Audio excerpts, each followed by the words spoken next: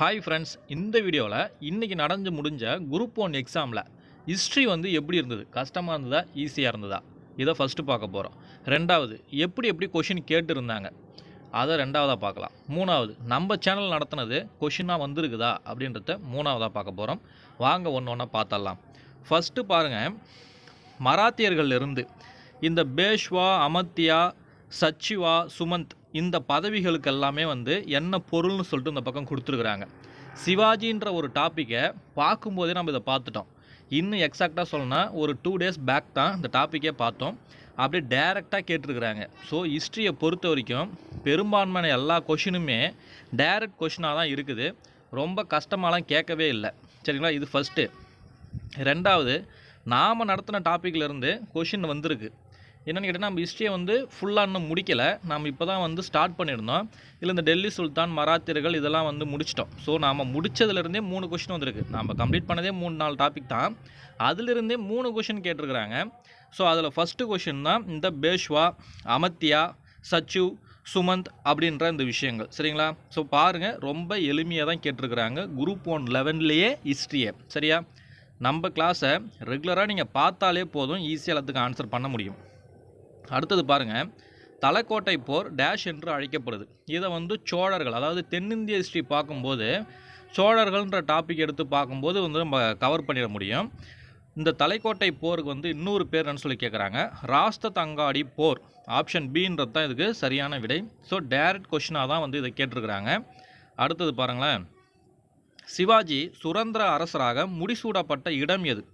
ரெய்காட் அப்படின்ற இடத்துல தான் வந்து ரெய்கார் அப்படின்னு சொல்லுவாங்க. அப்படின்னா ராய்காட் அப்படின்னு சொல்கிற இடத்துல தான் வந்து சத்ரபதி அப்படின்னு சொல்லிட்டு பட்டத்தோடு முடிசூட்டிக்கிட்டார். சரியா?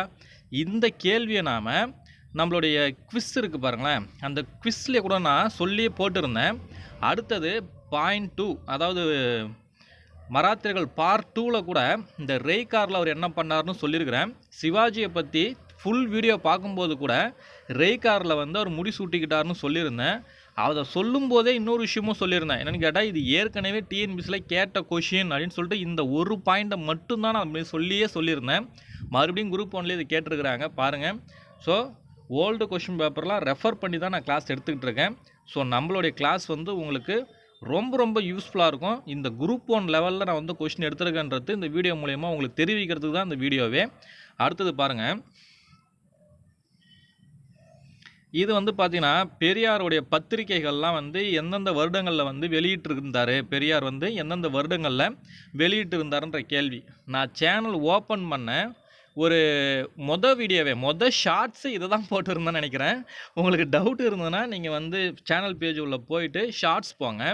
ஷார்ட்ஸில் வந்து ஃபஸ்ட்டு ஷார்ட்ஸ் போங்களேன், கையால் எழுதி இந்த கால வரிசைப்படி போட்டு இதுக்கு நான் வந்து ஒரு ஷார்ட்கட் கூட சொல்லியிருக்கிறேன்னு நினைக்கிறேன்.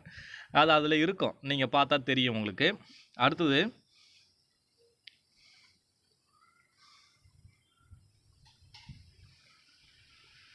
கிராம நிர்வாகத்துக்கு சிறப்பிடம் கொடுத்தோர் யார் அப்படின்னு சொல்லி கேட்குறாங்க. நல்லா தெரிஞ்சுக்கணும், சோழர்களும் சிறப்பிடம் கொடுத்துருக்காங்க, பாண்டியர்களும் சிறப்பிடம் கொடுத்துருக்காங்க.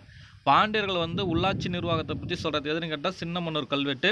சோழர்களில் வந்து உள்ளாட்சி நிர்வாகத்தை பற்றி சொல்கிறது எதுன்னு கேட்டால் முதலாம் பராந்தக சோழனுடைய உத்திரமேரூர் கல்வெட்டு. ஸோ இதில் சிறப்பு மிக்கதுன்னு கேட்கும்போது நீங்கள் சோழர்களை தாராளமாக செலக்ட் பண்ணிக்கலாம். இன்னும் நாம் வந்து இந்த தென்னிந்திய ஹிஸ்ட்ரிக்குள்ளே போகலை. இருந்தாலும் இதெல்லாம் எதுக்கு நான் காட்டுறாடினா, ஹிஸ்ட்ரி வந்து டைரக்ட் கொஷினாக தான் கொடுத்துருந்தாங்க. அதனால் நீங்கள் யாரும் கவலைப்பட தேவையில்ல. குரூப் 1 லெவல்லையே இவ்வளோ ஈஸியாக தான் ஹிஸ்ட்ரி எடுத்துருக்குறாங்க. அதனால் குரூப் 4, குரூப் 2 லெவல்லையும் அது ஈஸியாக தான் இருக்கும். நீங்கள் கவலைப்பட தேவையில்ல அப்படின்றதுக்கு தான் இதெல்லாம் வந்து நான் உங்களுக்கு காமிச்சிட்டு இருக்கேன். அடுத்தது, இல்துமிஷோட வெற்றிகளை காலை வரிசைப்படுத்துகன்னு சொல்லி கொடுத்துருக்காங்க. இல்துமிஷ்ன்றது யார்? டெல்லி சுல்தானத்தில் அடிவை வம்சத்தை சார்ந்த ஒரு சுல்தான். சரிங்களா? இவரோட வெற்றிகளை கால வரிசைப்படுத்த சொல்லியிருக்கிறாங்க.